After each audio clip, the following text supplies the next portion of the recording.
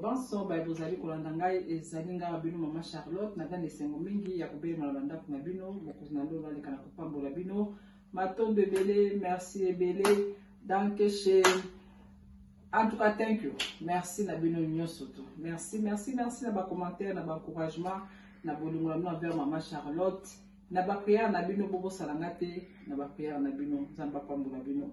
Vraiment, la recette est simple, mais il faut que on peut mingi kara, parce que on mingi kara, na se paye l'eau, qu'on ça la mouille d'abord simple, mais qui toko. Il y a moto comme manako l'accès comme tout ça la mouille a l'eau, comme d'habitude, grâce que tu n'as pas toujours conseil. L'eau n'a un conseil moko est simple, mais va te payer va conseil la montée. Mouton dans la famille nae, moi c'est dans la famille nae, ou bas de père dans la famille nae. Na obisa conseil moko gratuit. Conseil moko malamu mingi. Gratuit ça veut dire soko lingi ozui, soko lingi te oboy. Mais ozala malamu soko ozui toli na opesa na moko na lelo. To bali na ba famille, chaque famille dans ba histoire nango. Chaque famille dans ba secret nango. Conseil nga na opesa yo soko ba bali la famille ya bato, komema zizanité. Komema bokabwanité. Soko ozali mwasi ya yaya. Yo pokomi directement yaya. Même si ma belle-sœur n'a pas de mikolo kolekayo, mais tant que bali yana ba okompe yana ba mope. Maye ba ba yana on ambula. To tika kokota mobula ba famille ya bato. Ba bali yo mwasi na famille songolo na famille pakala. Okoti na famille ya bato mama, o mema songi, o mema bokabwani, o mema zizani eza malamte. Tant que tu as no conseil concernant famille na ye, loba za na mo sagesse. Ko bebisate, ko tia zizanite.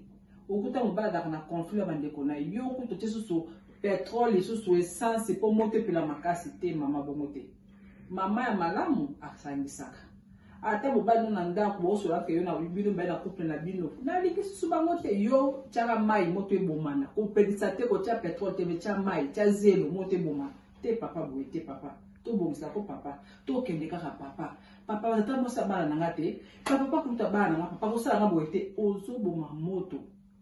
Une femme sage bâtit sa maison. Mais on avait censé tout le monde ça zoba, il est vraiment panzaka. Pour la catégorie à mon soir pandarate, mais à la catégorie à mon soir à son bongis. Et c'est comme vous les allez, yo au tchekimia. Conseil à mon cœur, maman Charlotte, Zamba Pambola Bino. Merci na baïd bas, vous allez partager la vidéo à la Grâce Cuisine. Merci na ko liker, vraiment vous liker l'émission à Grâce Cuisine. Merci na ko s'abonner. Na ko ya l'émission de Tumbadasima. Na rozonge na susu ndakiso na l'extrait na téléphone pona ko la tebelo ba s'abonner kate ndenge ko s'abonner na chaîne de la maman Charlotte na Grâce Cuisine pour makaka ba vidéo na été ba mamé belé bazo benga nga bazo komelanga mama ngai na chaque jour na vérification ko tie émission sika vraiment na une émission sika bato ovela ba émission maman Charlotte je crois bo sepela na mokona lelo alors bilo na nga yango yo eza yango vraiment ebela ko lekate to ça juste l'osso. To kobe en loso ya boulay, to bina kobe en loso ya sauce tomate. C'est un mot simple. Na sepeli kana partager vidéo na bino parfois to kana fatigue oti musala to za la makasa olamba te vite fait bana bali kitoko.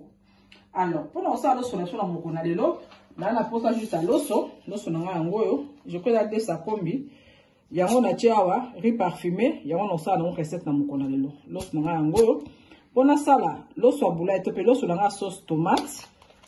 Là la posa, il y a tomate fraîche, mi balé, mais non ça, je dis pour la présentation, il est que mi balé. Là là, soit mokonandam, tomate fraîche nanga yango.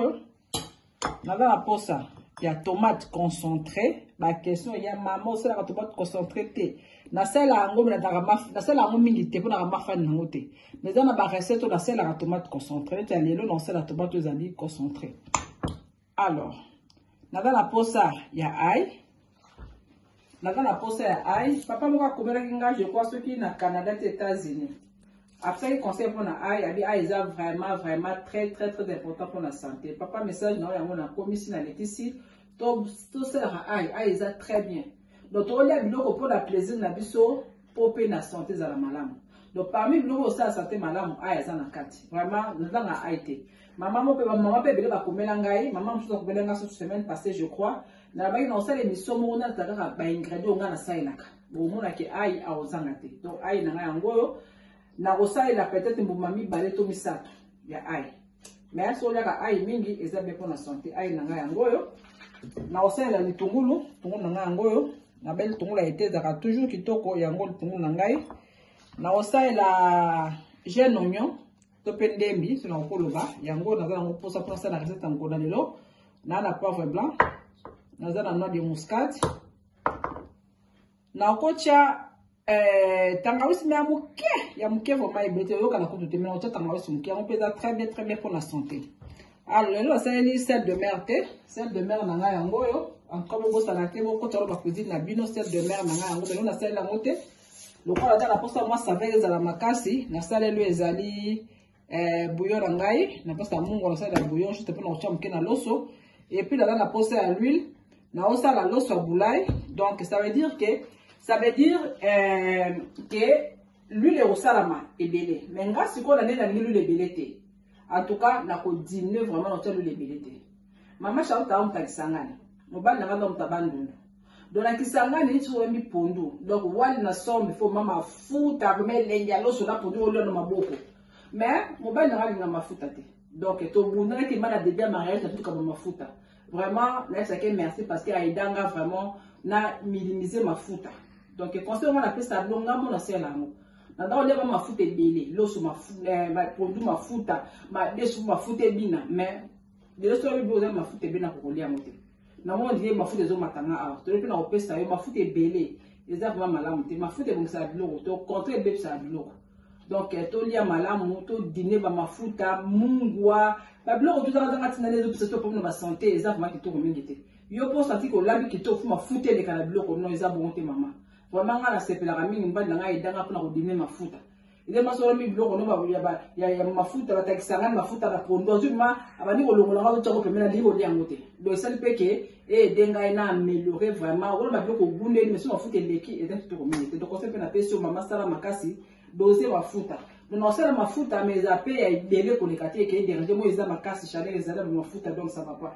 Alors na osala loso na ngai comme d'habitude na pesi conseil so osala ba loso ya kotia ba biloko ba ménage ba nini tono makala na kisa loso abula yo mona oche sauce oche na loso na ba biloko tuna ba mai toke mais nga so na sala asubongo te en tout cas na koma na olomba loso na nga part na ko mélanger ngo suko place moko donc ya bena otia loso na ngai na moto na sukoli na nzungu pe na tona moto donc nzungu na loso yango bomoni za na kati ba couleur elongo te ta pe pembe na kati te na pe da conseil na monsieur eleki choko pour na nzungu loso nzungu na loso yango na chango koto.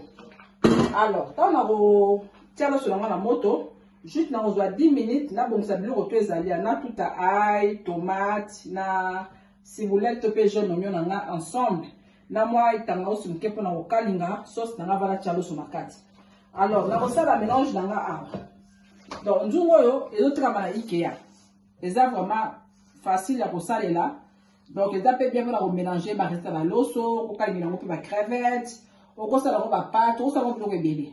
Donc, na omeka na nzungu lelo, eza ndongo asika na soki yango pe kala mingi te. Donc, aso na moni nzungu en tout cas nakaka motema te. Juste naza idée déjà na nzungu wana na osala ngo eloko nini. Donc, parmi ba idée na na mutu makambo kolamba nzungu pa koti na mutu na koti la programme danga la nzungu era bika meka ko saela ngo pe loso yo ensemble na bino tota la ndenge nini e obima donc to la mbela nzungu ensemble na bino so eza kitoko sepel na nzungu yo conseil na peso kende otala ngo na IKEA dans la soumise nzungu na IKEA. Alors na sipina ko komina esa ko mélanger ba sauce na bisote loko na osala sikoyo ko psa ka 10 minutes na cha loso na moto. Et puis, na préparé biloko ezali a donc préparer tomate, ail, ndembi na tangawizi na mixango. Et puis tango so bela na bainda ko la sauce na nga malembe. Na tia nga viande te, na tia nga poisson te, na tia ngo mote. Kaka biloko na tia na moi ail, na moi ndembi, na moi ndembi to sa selon kitoko et puis au sa so na biso kitoko. Wana bina biso to kutani dans 10 minutes to connaître recette na biso. Biso na tozongi loso na biso esebeli ndena lobi na saki loso na nga apa loso na nga pembe normal sikoyo na tie nzungu na nga na moto to sa siko sauce na biso po na obakisa loso na na kata sauce nzungu na nga na ngoyo ndena lobi tomeka nzungu ensemble na bino. Nzungu nanga na tie ezali l'huile na bibo kebi na mafuta eleka ebele te. Juste omoni mafuta na tie po edengai ofungola hot mo makelele mokeme mpona soloma ya sauce. Alors na mafuta nanga na tie ezali oignon. Omoni oignon na kati yango minene na kati yango mike te. Soki olingi na yo te okokata mpe oignon na yo mike si tu veux, mais nga nalingi ezala po nalingi mona na loso na soki okoka yango mpe oignon boye te okokata yango mike eza problème te. Oignon na binzungu tozomeka yango ensemble na bino oyo toyosa makelele na opeka ya molunge. Donc matungulu na biso yango oyo tozokalinga yango ensemble na bino. Alors en attendant matungulu na biso ezokalingama na zone susu oyo ezali mbisi ya kokauka. Donc baémission ezali na la Grasse Cuisine mpona ngolo mpona mbisi mtu nasalaki eza malangwa ya koita.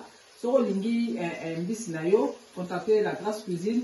La Grasse Cuisine akopesa oyo numéro ya mama oyo aza koteka mbisi. Vraiment merci na bino tozokomande bozotinda bafoto bozosala bavideo vraiment bosepeli na mbisi. Vraiment eza esengo na Grasse Cuisine.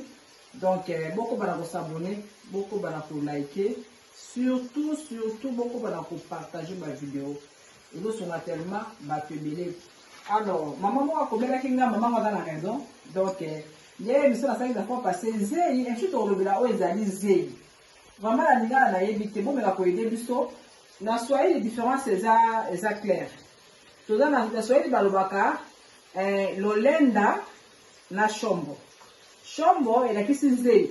Nini toyeba la mike olelo ko boye mama. Bilasa maboko siko maboko te acho.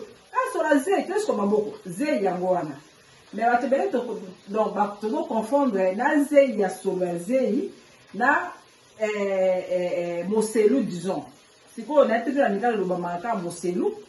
To be na surtout ka zei. Mais il y a une différence sur la Swahili. Différence c'est vraiment très bien. Ça shombo na lolenda. Lolenda nde za na bambisi. Et ça dit ba col lolenda on bien en lolenda. Mais shombo wana zei eza solo.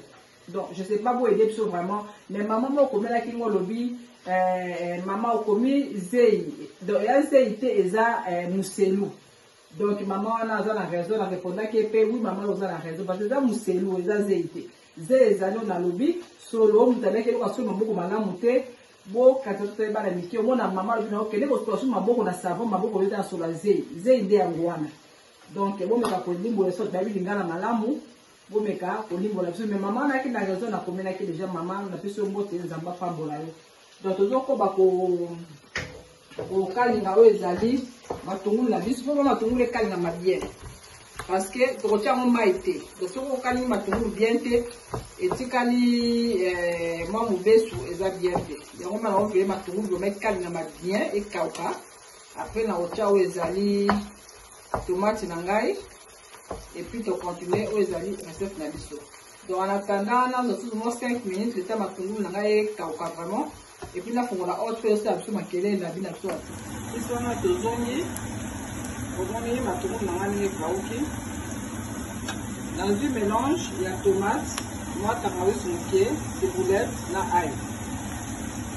Mathieu n'a pas de sauce là. Vous verrez vraiment dans la bêtise, là, on est tout complet. Donc, au tien na we logo te nyama te poisson te logo te juste ka tomate matungulu ai moi tangawizi na yo soki to na fin de laurier na yo pourquoi pas au tien na pe yaki na rambela pe fin de laurier na ngo me rambela ngo mingi te malheureusement mais na ça na ngo donc na te tomate na ngo awa osko mo ke au tien na tomate concentré yango tomate concentré na ngai yango yo donc On peut faire des mais faut aider là. Vraiment, je verrai que sauce là yo aider là vraiment aider là bien. Parce que aider bien c'est et vous ça yo ngai. Na ocha na ngamba ite. Na sina na sai for expliquer ndenge na osela tomate na yo aider là. Donc tu vas faire la tête na sai wa déjà mai abakise toka. Ngaso na ocha na ngamba ite. Na o ba ka boiti tomate yo ko kauka. Donc na que tomate ngai ici. Moi j'ai appelé les fesses. Déjà la mise ça est déjà mélange mot déjà kitoko. Donc la solo même les autres regardez nous parce que les autres obligés les autres na carte sauce pour. Parce que na de to cha la biso ango nyamate et l'eau c'est donc la sauce on peut ça la faire dans la bouche. Là il faut que ça y est vraiment bien très bien. Donc na les ko cha muke ezali ma de muscade. C'est moi noix de muscade moqué pour écouter la voix sur la maille. Et la revue sur l'indi au tché, les amis, fait des lauriers. La tché poivre blanc, yango. Vous voyez la feuille poivre noir sur l'indi, mais maintenant la poivre noir sur le blanc. Donc, on va dire pour tourner, on tourne aussi. Donc, là, et au bela, avec le masalo sur la chou. Vraiment, meka, les akitoko, la carte à l'osso, la jackie mouké les ali bouillon, la carte à l'osso, donc, sauce sur la salle, déjà là, on a mon boîtier. La retient juste l'eau sur la main, j'ai dans la moua. Là, on a mélangé l'eau sur la sauce. La retient la sauce qui n'a besoin de retient moua. Si vous avez des la coupe à ça, mais si vous avez aussi un gros, on va faire tout le monde. C'est d'accord. C'est ça qui mélange avec l'eau, sauce nanga, et puis là, l'eau se mélange pas. Là, il y a des toko. Donc, on va voir les toko la mise, les toko, on veille vraiment maman. Au lambi de l'eau, on va battre la goût. Donc, les cababous, même de l'eau de ma vie, veillez vraiment au lambi, vous savez, vous vraiment le cancer, pour nous, avec pas maman Chantal. Pour nous, avec pas maman Lydie, pour nous, avec pas maman Esther, et pas maman Charlotte, et pas maman bébé. Donc, vous allez escaler dans mon nom, parce que dans le chemin, vous allez pas naïo. Et quand vous prenez la paille, moi, je vais vous. Donc, on va vraiment le temps. On va vraiment été la sauce. Là, on va vous le temps 15 minutes. Et puis, sauce, on va faire des bébés. Après, on va faire les aliments. On a vu la sauce au coup, dans 15 minutes. Comme mélanger sauce na biso na loso na biso na bina bino biso na to fongi au moins na bi pour qu'on ait koka au moins yango vraiment rien que la solo c'est ça déjà qui tourne ma casse sauce là c'est bon ils ont fait la moni ça va pour la bino on a fait la omba la liboso donc la bête tout ça là et longa la bino donc au moins ni ngana c'est donc ça ni évite sauce là c'est loso là yango déjà na sina namba ki yango na kata au bouillon na o déclencher ko tia loso nanga oyo na kata sauce déjà na sina ba benso ile ka ba loso na di sala attention to di loso de ki mai au réussir loso na yo ya ba mélange de sala ti donc veillez vraiment que loso na yo ile ka mai ti donc on se déjà là moko pesa la bien donc na juste loso na bien à part. Est-ce qu'on peut mélanger on a quatre ya sauce tomate nanga on a sina kali. Donc pour le moment de la banane boue, au final moi ma couche à poulet na pembeni, au sali moi poisson na pourquoi pas bana bangolia vraiment très bien. Donc rien qu'à la solo, pour ça déjà on y a déjà la sauce. Yango on na l'huile, na saleli ail, na saleli ndembi, na saleli oignon. Na c'est ail, na c'est moi ça va aussi à mousser, comment à mousser. Juste là, on a posé la saveur, on a un oignon, pour de la lever. Na l'eau sur l'anga, na tiango, viande thé. Na c'est viande thé, na c'est poulet thé, na c'est poisson thé, juste tomate et cac. Vraiment tout le gars qui toko, na ça il a un autre qu'on dit que il faut maman, c'est lui au coup ça on a Ikea. Mais la mafuta, mafuta kama mkena chaki, wangu mpede wana sala, mélange na l'eau. Au moins, il va y avoir des gens qui ont sala bemo na bona kata leso na. Donc baronyo na nga ngo emonani mon mafuta eza te kala na te yango mafuta eza presque pas traîner na tete quoi pour que traîner ça va na molunge na mafuta vraiment ba je peux okende pour ça la santé même pour na bana pour bien ça va na mafuta ebele bete maman s'il te plaît donc on a le bon mafuta na chaki tout ça yango ezo briller mais avec mafuta ezo tanga dans le temps na ezo tourner na te moi moto à pété donc bah tout ce qu'on a fait vraiment et ça le sur la sur le picto comme ça donc on fait la poisson na on a pembeni accompagnant tout c'est na l'autre na vraiment les cas na nda na yo au garde de suite donc on a fait au lien pour la l'autre na mafuta mbila mais vraiment ils ont kitoko na bomwa na merci pour te bien kwa ba koso lelo mafuta mbila te uteka bondo lia mais tout mafuta mbila za ya sikela na sala kitoko donc yango ikalo kuna tuna stock tomate tani za kitoko na miso kitoko na chaleur donc na osala ngo vraiment par amour so il fait le tapiser le collège za pas pour mon lunge mais bon ya msana nga na go bujuna kwa la bila recette ya no on va juste mélanger en haut surtout donc là je sais mélanger bien mais na baki soki olingo o mumbe ko kike ko pakisa mo ko olingo donc juste na tie moto na nga na tie petit feu donc na zipi moi donc na zipi lorsque on a mélangé ensemble na bino bon depuis pendant que la scène jusqu'à to komi vraiment nzungu eza kitoko donc loko kanzungu na yo pour faire la recette na c'est la roba pâte pour c'est la roba ebele ka bila ba makemba c'est la roba ebele donc lorsque la chose en yo dans 5 minutes na ça une présentation na bino biso na tozongi donc lorsque on a biso epemi pendant il faut na moi moto assez pendant 5-6 minutes si qu'on a ça les amis présentation et on a bino en train de nous kitoko donc la confirmer nous a vraiment qualité bien donc lorsqu'on a biso yango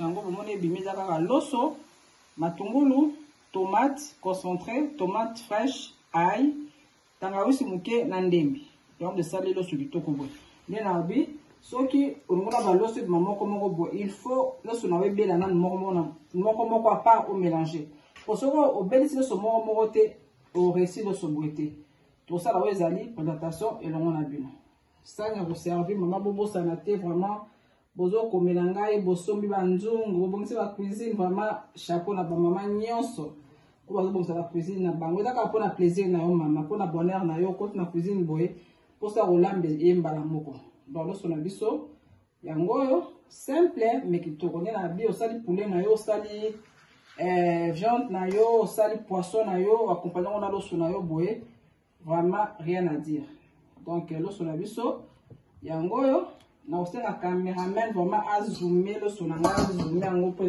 tellement kitoko donc lorsqu'on a biso yango donc loso yo et olia mana biloko tunela lobi na comme na suka na sibaki vraiment na obima kutu siko na sibaki na partager ma vidéo yo et longo na balade sur grâce cuisine merci na ba commentaire na bino merci na ba reproche na bino maman Charlotte maman moko ayo kaka na matwe na yo ka information kama malamu na ozwango vraiment pour la vie que vous ndenga na mikolezo ya na comme na suka na lobaki la fois passé un mot ebandi bon ça cuisine na yo eloko yo eza bateka mo peka na IKEA. Et ça fait partout. Maintenant, si on a IKEA, IKEA, c'est la bloc, il y a qui toque plus moins cher. Bâtir en haut, na armoire, là tu as un loutou, là tu as un nzungu, juste au kati, mesure, où il faut que tu aies un nzungu na yo, aux yeux en haut, au tandi ou à la nasse, pour protéger l'armoire na yo et se gratter tes bibaté. Donc, juste la zone en haut est comme il y a on a sombi à sika, na ro sukola barmoire na ranyo surtout, la fois passée na sukola qui frigo, na sukola four. Parce qu'on a un congélateur là. Le cas où ezali na profiter sur la placard na surtout oya kala na boaki oya sika na okata na tie po sika na tiaka basali na ngape ezala propre na piso pe toli mama kene kotala siko tiaka banzungu na yo siko tiaka balutu na yo ba verre na yo eza ndenge nini so eza salite mama moi 3 et 4 heures du temps oniki nyonso tout ezala propre ale soka pona bolamu na yo pona santé ezala malamu olie ba bactérie fanda siko tiaka balutu balutu kakwa malamu te ezobota babiloko ebele pe mpona kaka baproblème na basanté koyaki euti na eloko bodio ke euti kaka na ndako na yo moko conseil napesi yo bongisa cuisine na yo sukola juste nakisa moke mpo ngai yanga nasombi mpona bongisa baplakala na ngai oyo akala ebebi tobwaki totie ya sika toli moke ya mama Charlotte vraiment nakomi na ngai na suka bosabone vraiment nalingi bino mingi ba jeune fille na ngai tomeli ngai mingi mpona kotuna mpona Grâce Maison tozwaka kosala juste finition ya Grâce Maison biloko to totia yango bien et puis na kosala video moko avant que Grâce Maison comme opérationnel na kosala video moko ya moke mpona kosa bino ke Grâce Maison sikoyo ebandi bosabone na Grâce Maison kuna makambo tout oloba kolele mpona nini esunga ba jeune fille na biso esunga bamama esunga tout le monde nakomi na ngai na suka juste baozela nga place moko na kimi mbangu wana bino mokonzi alola pambola bino batambisi bobengala Grâce Cuisine na kosa bino numéro nzambe apambola bino na bino à la prochaine.